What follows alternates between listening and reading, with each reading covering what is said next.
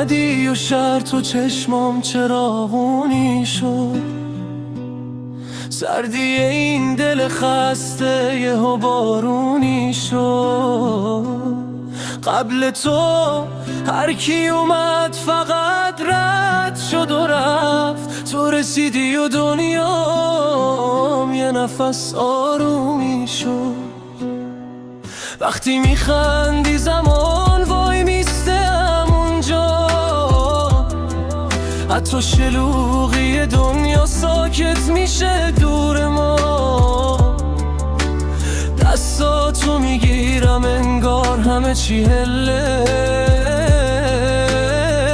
با تو ته بستامم یه راهی بازه.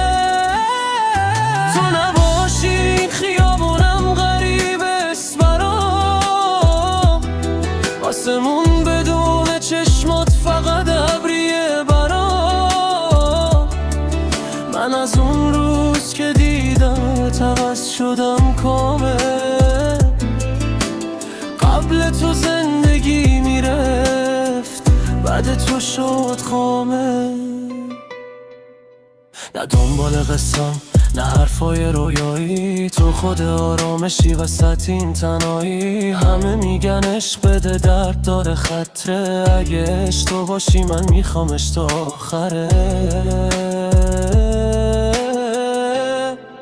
بذار دنیا هرچی گفت ما به خودمون بخندیم، از همه زخمه های قبل کنار هم رد شیم.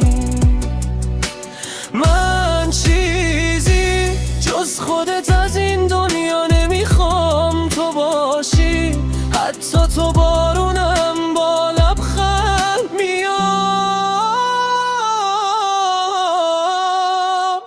اگه شب تاریک شه تو ماه بالای منی، اگه خسته شم از همه تو راه فردای منی.